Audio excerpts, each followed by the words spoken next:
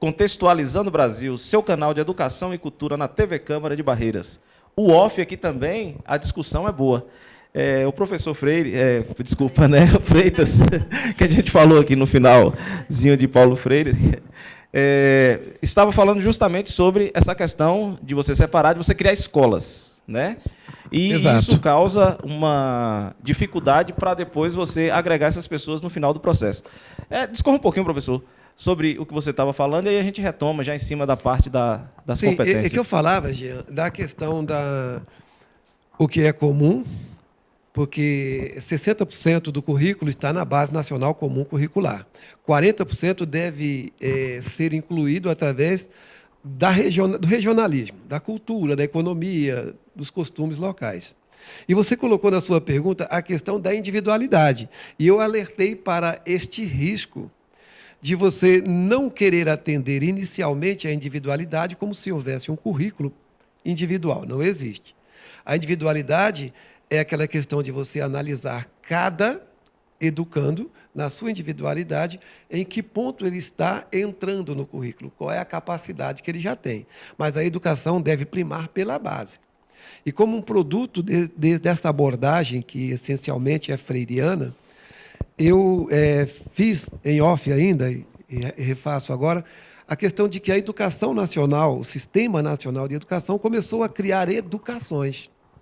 Nós temos a educação urbana, a educação rural, do campo, a quilombola, a indígena, a dos assentamentos.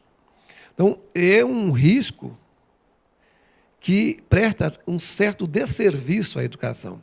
Porque a educação não é outra coisa senão um instrumento de pegar a todos os brasileiros, da sociedade brasileira, e dar a eles uma condição de igualdade. Torná-los iguais em competência, em conhecimento, para que, a partir daí, eles sendo iguais, eles se diferenciem pela competência e mérito de cada um. Quando você começa fazendo educações diferentes, cria hábitos diferentes, costumes diferentes, para depois você querer juntá-los, me parece uma inversão da ordem natural das coisas. Andar na contramão, né? É andar na contramão. Então, em falando em acreditar nas individualidades, em fazer isso, gastou-se muito tempo tentando educar cada um quase que num currículo individual. E o resultado hoje, não precisamos discorrer muito sobre desastroso. A escola, como é que era? Que teve o de Freire, né, também, que seria o positivismo, não sei o que, todas aquelas... Construtivismo, né? Que era uma teoria que todo mundo usou como se fosse um currículo, né, praticamente. Mas é bom que se evite falar mal do construtivismo. A abordagem construtivista de construção do conhecimento é muito boa. Agora, o mau uso dele, como de qualquer outra coisa que você faça mau uso, vai trazer prejuízo. Verdade. Mas o construtivismo foi mal interpretado desde o princípio. E aí eu concordo quando se diz que é uma teoria belíssima. Mas, infelizmente, houve uma inversão. Quando se fala em lúdico, entendeu-se de que a criança ela só precisa brincar. Deixe ela livre, porque ela aprende sozinha, ela não precisa de uma condução. O menino já pensou, né, jogando carteira na sala de aula, aquele ator está aprendendo o quê ali, né? Toda essa inversão, infelizmente, trouxe um prejuízo muito grande, né? Resultado disso, nós temos hoje alunos que têm uma dificuldade terrível em relação à leitura, à interpretação, à escrita, a matemática, que é uma defesa muito grande que o Freitas faz, porque ele diz que a matemática ela vem aí muito mais importante do que a linguagem, mais ou menos dessa natureza. Jogue para mim. Né? Mas, infelizmente, essas distorções nos trouxeram, agora, no futuro, realmente prejuízos bem significativos. Só esclarecendo, me permita, ela faz essas armadilhas para a gente. Nós debatíamos hoje mais cedo, porque ela é linguista, ela é formada, licenciada em língua portuguesa. Eu, embora seja pedagogo, mas eu não me lembro o autor agora que disse, mas a gente pensa matematicamente e depois faz uso dos meios de comunicação, a linguagem, para poder comunicar. Então, uma sociedade, uma escola que não tem esta preocupação com o ensino da matemática, o ensino mesmo de qualidade de matemática, não vai progredir. A matemática vem antes. Não dá para você esperar a pessoa crescer para poder alfabetizá-lo matematicamente. Não, tem que ser na base. Tem que ser lá no início, senão não. Mas é um processo conjunto, não vamos dissociá-los. Mas a matemática vem antes. Professora, a gente estava falando aqui que o município vai zelar justamente para a implantação e muito bem implantado isso. Aí nós vamos sair, óbvio, da equipe que está fazendo e precisa ter também o acolhimento do professor. E para a gente preparar esse professor, para ele começar a ensinar em cima de competências, como é que vai ser esse processo a partir de agora?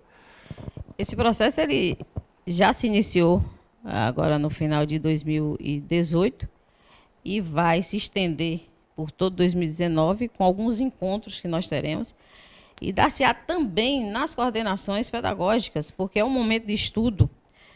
Nós adotamos na rede agora coordenações por área. E essas coordenações por área têm o objetivo justamente de que nós sentemos, né, discutamos aquilo que é fundamental e de relevância para que o aluno, de fato, avance.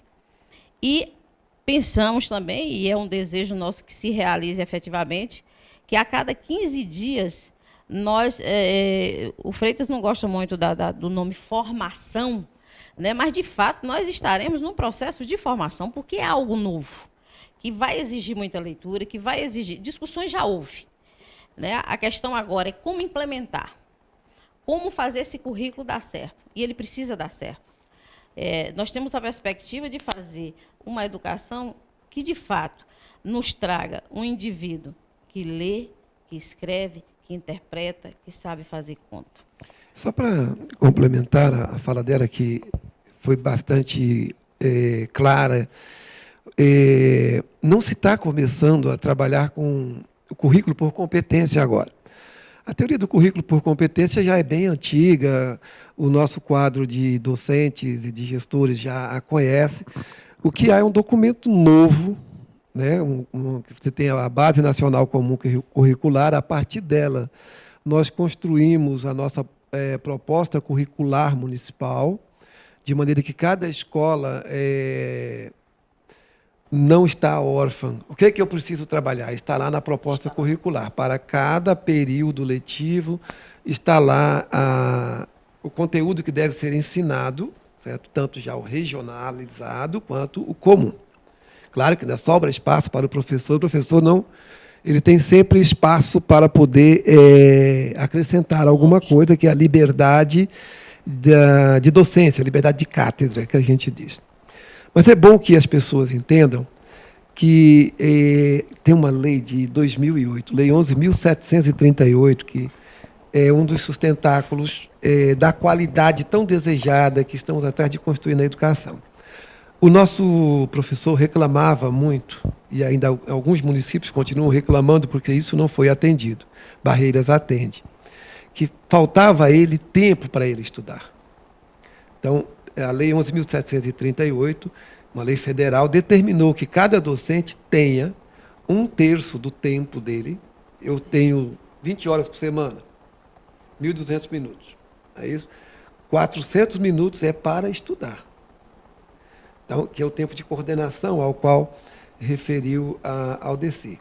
Então, já dentro das escolas, no turno de trabalho de cada profissional da educação, é reservado 1/3 do seu tempo para ele estudar, se preparar para poder implementar a política educacional que foi planejada nos diversos níveis. E você falou do ensino por competência, as 10 competências básicas da Base Nacional Comum Curricular. Se você resumir as 10, ela vai dar no que Aldeci disse. Uma pessoa que seja capaz de se comunicar, estar alfabetizada matematicamente e saber empregar o método científico. Vamos decompor elas agora. Contextualizando o seu canal de educação e cultura na TV Câmara de Barreiras. Só aqui você encontra discussão como essa. Já já a gente volta.